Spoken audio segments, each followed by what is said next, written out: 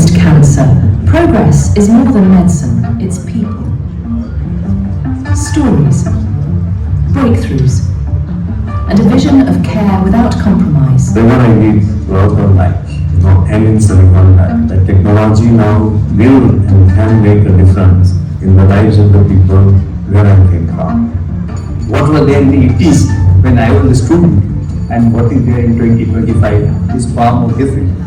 Our vision is to democratize precision oncology, making it easily accessible, actionable, and affordable.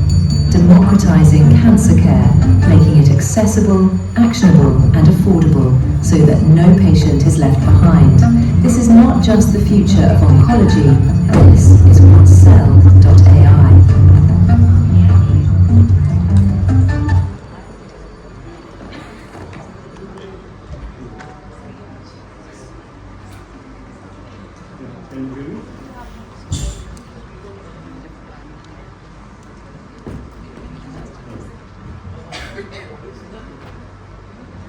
Hello. Good evening. I hope you can hear me. Good evening. This is Mohan. I am very thankful to the ASDP folks who put together a great show, first time, and as well as Dr. Rajiv, as well as Dr. Sangeeta Desai, for giving us the opportunity to present 1Cell. It feels a little nostalgic for me coming to Mumbai after many years. I was one of the co-founder of Biotechnology, and this goes back almost 15 years. After Roche acquired our company, I had kind of lost a little touch with digital pathology, and coming back here. A little fun fact, I was also a founding director of DPA, and early days of DPA,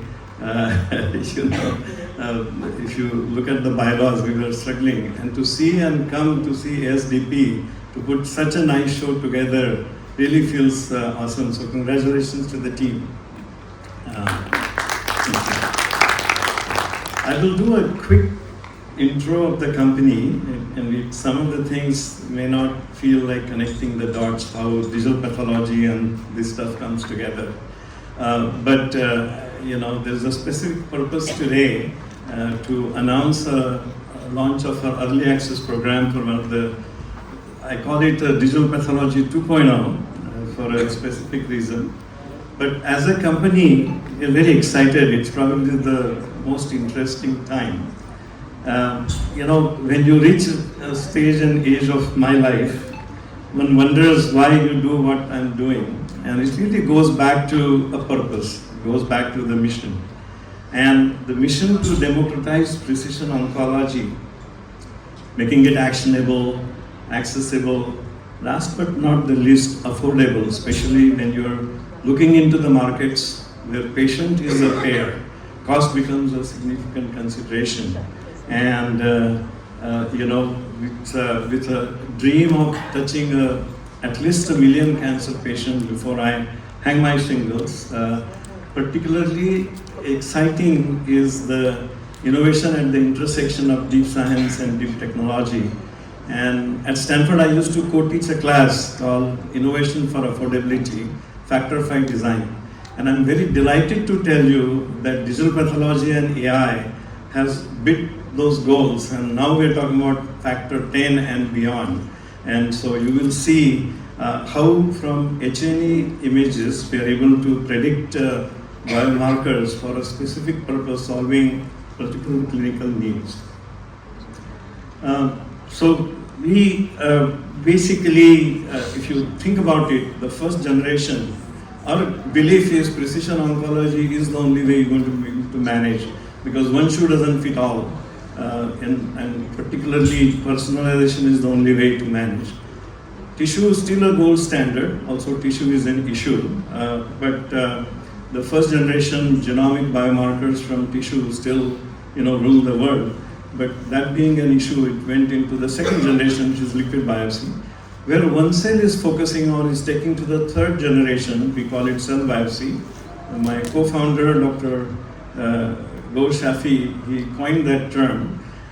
When you integrate ctDNA with the single CTCs, the circulating tumor cells, which really are the root cause of metastasis, which causes the reoccurrence. Most of the deaths happens because of that, right? Our ability to capture that 1 in a billion circulating tumor cell is the breakthrough technology. And when we integrate the two, and when you integrate the digital pathology images at the baseline and longitudinally take this 10 ml blood samples and proteins expressed on the surface of the cell, that really gives you a complete view and a picture, and the information that was never, was available. So this is the first in class, first in the world ability to do a true single cell multi-omics and correlate that with the information that is available from the tissue. So that's basically the differentiator. None of the liquid biopsy companies that are popular today, they're all flirting around with ctDNA. And so RNA from a single cell, proteins expressed on the single cells, they don't be able to cater to that. And when you correlate the digital pathology aspect at the baseline with this, you really have for the first time tools to see the evolution of the tumor. Just a quick snapshot, and I need to move on. A gram of tumor sheds about 1 million cells a day, but that's 1 in a billion cell. 4 breakthrough scientific inventions 1Cell has done. Ability to capture that 1 in a billion circulating tumor cell with order of a magnitude higher sensitivity, order of a magnitude higher purity of the capture, the specificity, and order of a magnitude less in cost. If I add to the 3 axes, it's a 1000x price performance. And being able to isolate without fixing it, and be able to then on every single cell, be able to do whole genome, whole transcriptome, and targeted proteome. Again, that's very exciting, and that gives you the information that was never available, which talks about the evolution of the tumor and all the other things, prediction, etc. So really exciting from that perspective. And data being so much, without AI, you couldn't be able to do this. Now, a lot of data, we have developed a pretty comprehensive software platform to aggregate, organize, analyze the data, and correlate multi-dimensional data, deep and dense databases, coming from real world, multi-omics, both the in vivo, in vitro imaging, as well as public and private data.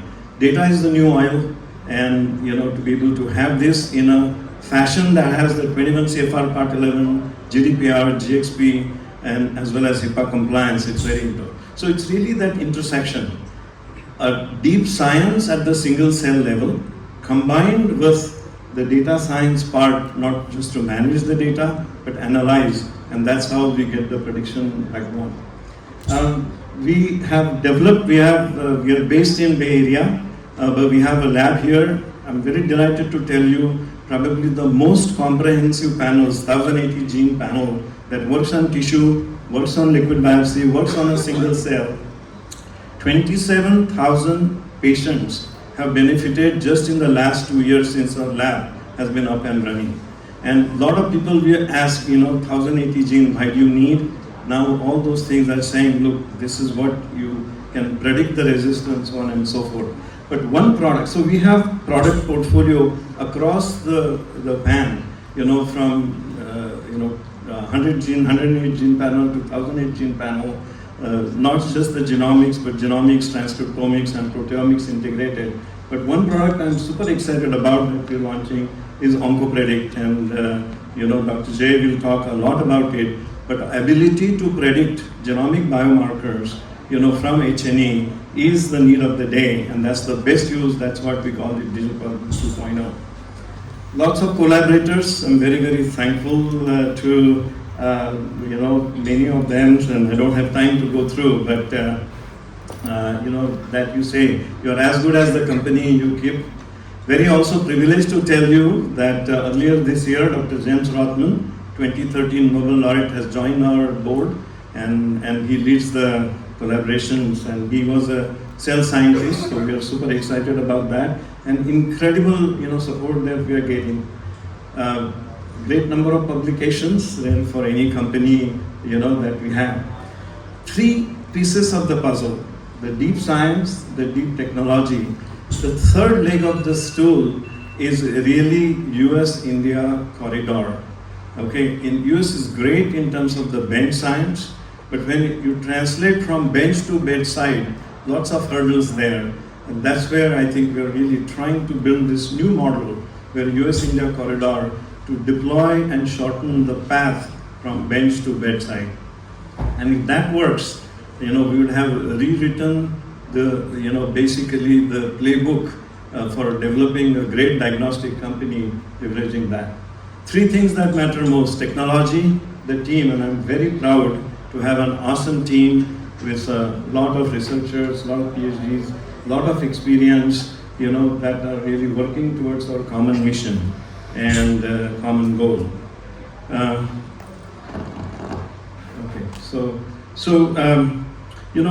So this is the product. We want to do the early launch, for early access program. Jay will talk about it, and what I'd like to say is three things. Digital pathology 2.0, along with the AI, is going to transform this field, and no patient will be left behind, because the cost, it's not just the factor 5 design, it's an order of a magnitude less, and the way to deploy that is really to leverage both technology and science and US and India, and that's what we are excited about. So my colleague who heads our digital product, Dr. Jay, will talk a little bit about this, and then we'll have a panel discussion.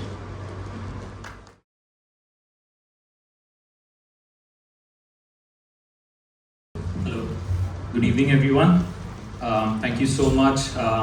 We realize that we are the only session between you and the gala dinner. My presentation today is titled Multimodal AI for Predicting Breast Cancer Recurrence.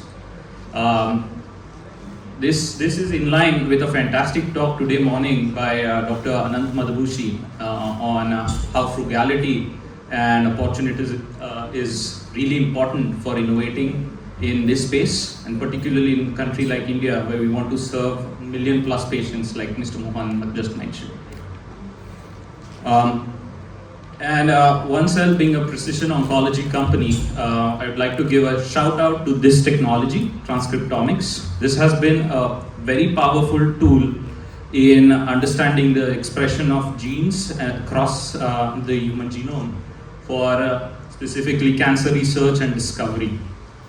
You can see that with this decoding of gene expression, which began in the 1960s, with several technologies from FISH, microarrays, RT-PCR, with the Human Genome Project, RNA sequencing, and with the completion which boosted the whole transcriptomics, it has pushed the building of multiple biomarkers, signatures, panels, and tests which have been in use for several diseases, particularly cancer. So being the basis of our technology, we built a transformer-based AI application, which we call computational tissue transcriptomics for precision oncology, which highlights here the capability to predict gene expression directly from histology images. So there have been multiple efforts in the space of digital pathology and computational pathology trying to predict these molecular features, some certain signatures. Well, our capability is not to just predict gene expression for one or a few handful of genes, but we are capable of predicting the entire transcriptome out of the H&E image. So this is the space where we are predicting spatial transcriptomics directly on H&E images. Like I mentioned, the capability is to predict more than 15,000 genes on a single whole slide image. The overall, I would say, gist of our data processing and the model is where we used paired FFPE slides, whole slide images, and bulk RNA sequencing to train our transformers, which then predicted the gene expressions of several genes. And the same framework was utilized to test just by using FFPE whole slide images and evaluation across multi-centric cohort. One quick example of this technology is on the left side you can see H&E image, which was the input for this algorithm. On the extreme right is a spatial transcriptomics heat map, which is the prediction for Ki67. In a morphometric world or pathologist-centric world, this would be ideally a mitotic index that we'd be looking for, but right now we train the model to predict certain genes. So this is a validation experiment we ran for visual validation for Ki67. In the center is the IHC image for the same tissue, where we see the protein biomarkers are mapped at the similar regions across the predicted heat map, where red is the high expression of Ki67 and blue is the low expression. Not just visual validation, quantitatively speaking, we counted IHC positive cells on the IHC image at a specific coordinate and correlated it with the expression levels at the similar location on the prediction map, where we see on the right side the correlation map, we see a 0.56 correlation, which gives a relationship between the protein and RNA, which cannot be 100%, but it's good enough as a trajectory that we can utilize to build our own digital signatures. Now we have this, I call it NGS light technology, which we can utilize to build our own panels and define a challenge to come up with a solution. So the problem statement, again highlighted in several talks yesterday, today, and has been a highlight of major attempts of a lot of AI folks, is the early stage breast cancer risk stratification. And given the challenge of having access to any genomic tests such as the Oncotype DX, which is out of reach for a majority of patients out of country like India, we wanted to utilize this technology to solve the need for more accessible, cost effective risk stratification tool. That's where OncoPredict Breast RS comes in. This is the multimodal deep learning based tool that we've designed to predict breast cancer risk recurrence, which could help in guiding the decision making alongside for chemotherapy for these early stage breast cancer patients. So this is a digital dry assay we've designed based on whole slide imaging alone, which is the input for the test. The output is a continuous risk score from 0 to 100 with a cutoff of 50. Anything below 50 is predicted, below 50 is a low risk patient, and above 50 is a high risk patient. And you basis this risk score, we can either withhold adjuvant chemotherapy or immediately start chemotherapy for these patients. So our goal was not to just use this as a black box model, but the explainability behind this is supported by the molecular features or the signature that we've defined. So we went ahead and we defined our own digital gene expression signature, which is comprised of 545 genes. This includes the usual suspects in the breast cancer biomarkers, including ER, PR, Ki67. I call this a superset of all the biomarkers that have been defined in the literature, but there are more critical biomarkers that we've identified having great correlation from morphology and molecular. So that makes this a unique set of genes which have helped us identify or stratify patients as low risk and high risk. This is an example. The upper panel explains the high risk patient sample, where the overlay is a heat map spatial representation of 545 genes overlaid on the whole slide image, where the red is the high expression of this panel and the blue is the low expression.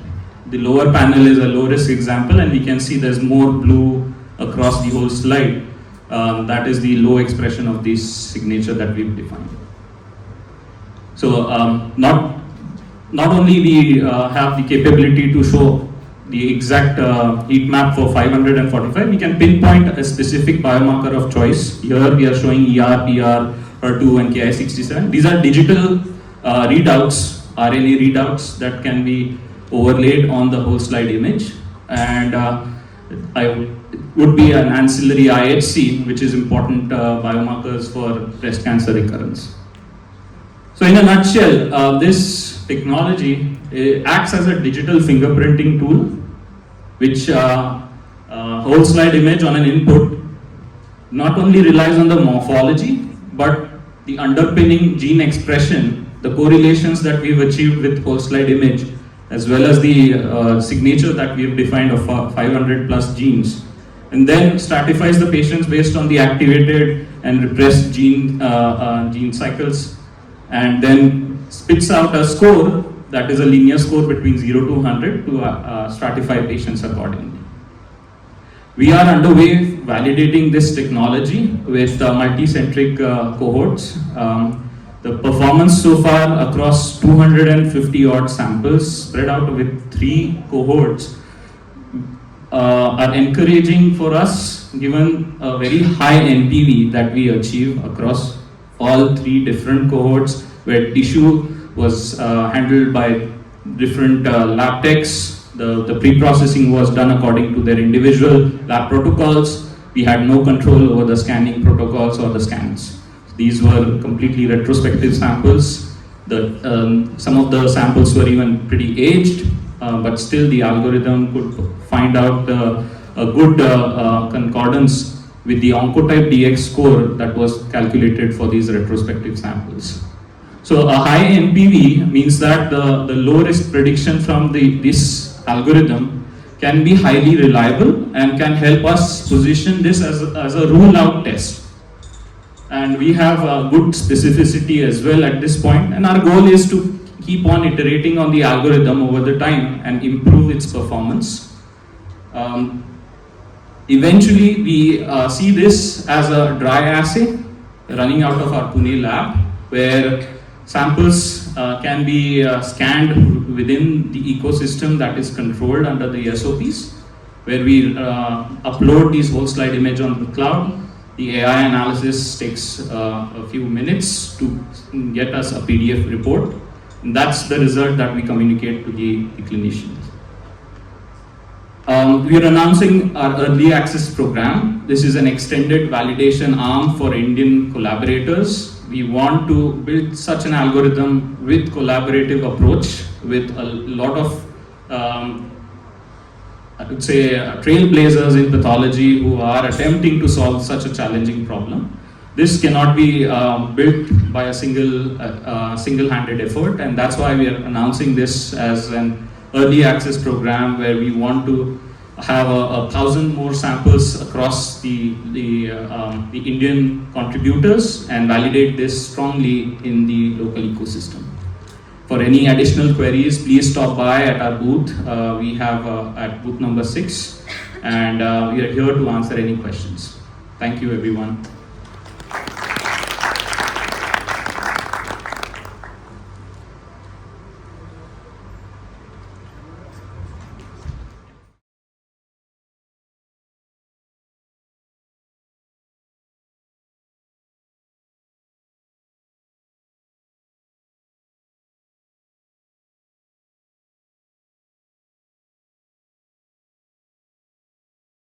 Let's share with themselves their journey and their thoughts on how this digital pathology 2.0, AI plus DP can transform, the healthcare both in United States as well as in India. So just I feel really, really delighted.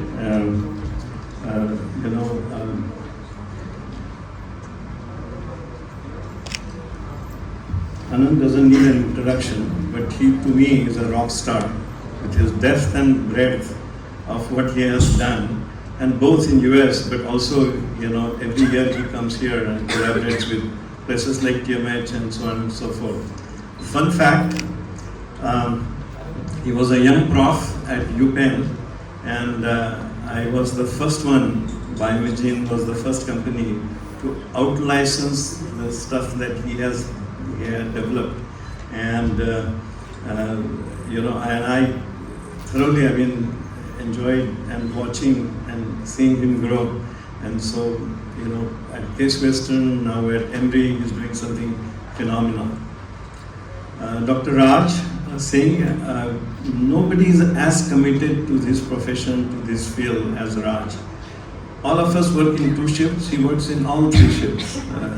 And my God, fun fact, almost I had started a company with him, joined him, but then, I went somewhere else and he decided to pursue, including building a platform and going through the rigmaroles of deploying it at more than 40 institutes, including getting the FDA thumbs up and so on and so forth.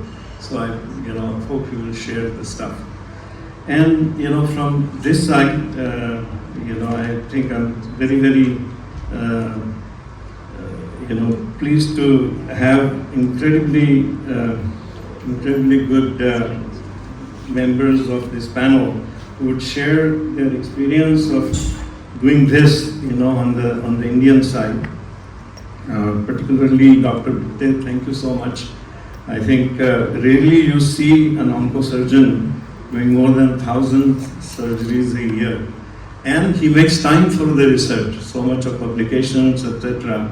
So we are really thrilled to have you. Dr. Deepak Mishra, amazing director of laboratory services, but he makes the time, and both at TMH and now for so many years at TMC, and not just here, but ASH, ESMO, and a number of things. And I think we're very privileged to have him as our collaborator. And Dr. Ayushi, again, I think incredible work that she's doing at TMH. And so what I'm going to request, maybe, take a couple minutes, talk about your, journey, but most importantly, a little bit of your experience and your thoughts on how can, from bench to bedside, there's a lot of exciting things that happens, particularly in academia, what I call the first P2P, from a principle to a paper. But it's really the second P2P, from a paper to a product that solves the real problem of real people and the deployment. That's been the struggle with digital pathology. 2010, Bioimaging got acquired by Roche. 15 years later, if I look at, a lot of things have changed, but some things have remained. Digital pathology has not still become the standard of care. Okay, what is it that's holding back, and what can new technology, particularly AI, is going to transform, and what some of the things are. So maybe Raj, we'll start with you. So thank you very much, Mohan, for the invitation and all the good things that you said about the panel. You are a rock star because you are one of the godfathers of digital pathology. So digital pathology, when nobody was talking about digital pathology, Mohan was actually talking about it 15 and 20 years ago. So when it comes to why digital pathology has still not, why we are still trying to struggle with digital pathology, the main thing that we have seen is there are a couple of things. One is the reimbursement costs are not there for the how do you get the money to implement such a big project for multiple institutions. The second is the interoperability issue that we are still facing with the 40 different file formats, not having a single file format, and all the different ways of trying to get all these different companies to work together. So that is the second biggest issue.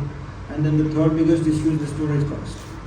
Because pathology files are pretty big, 2 to 5 gigabytes in size, and any institution that is producing digital slides on a daily basis, so that storing that file, we still have to find the right kind of solutions to store those files in the best possible manner. But one thing that has been very, very different is up to even so I think COVID was a disaster for the world, but the silver lining with COVID was that people then started realizing the power of digital pathology. And since then, it has almost been a hockey stick growth, where previously it was a very slow curve downwards, but then it is suddenly now gone up.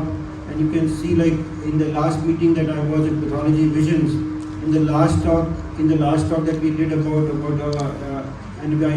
I just asked like how many pathologists in the room, and more than half of the people were pathologists in the room, which never happened in a digital pathology meeting. Like normally like 10%, 5% people in the room are digital pathology people. So now the pathologists are starting to understand that this is something that we need to get involved in, to start getting used to this technology, because this is the future of digital pathology. And just one more example is like, if you look at a department like Yale was not digital for a couple of years ago, but when they were interviewing people for residency, the first thing that the residents that were coming for an interview asked, like, are you going to train us on glass slides, or are you going to train us on digital slides? And if you are not going to train us on digital slides, we do not want to come to your program. So now people have started saying we want digital pathology. So things are changing. Yes, not at the speed that we want, but they are changing. Thank you. Thank you, Raj. Yeah, Mohan, I just want to echo what Raj said. I think you spoke very highly about the panel, but I think you are the original rock star.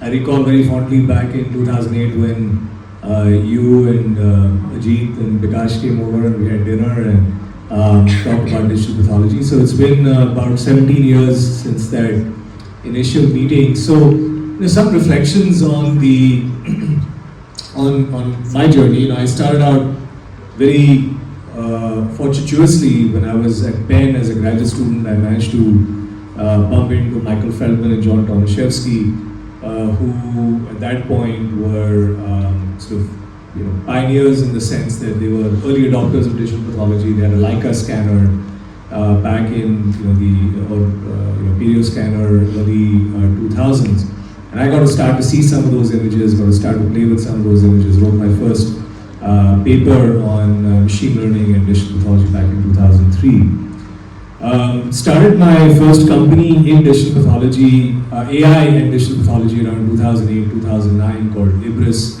And the idea was very similar to actually what 1Cell just presented with trying to predict recurrence of breast cancer patients. The challenge then was that most people didn't know what the heck I was talking about.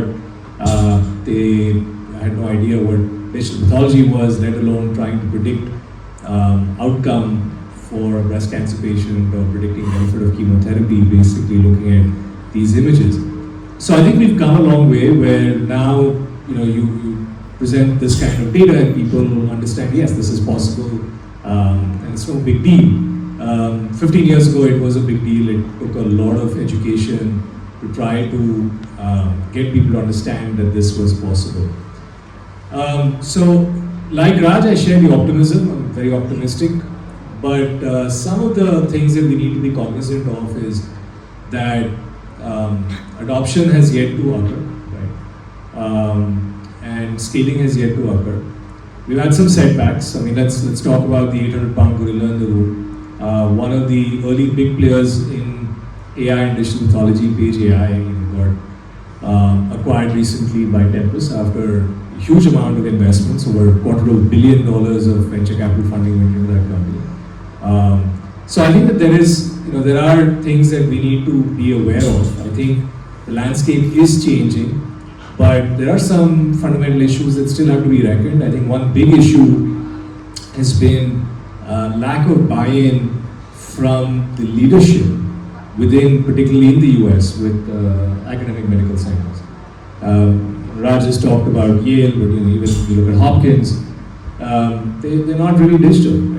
And they aspire to, but they're not there. So I think that some of these countercurrents have to be addressed. I think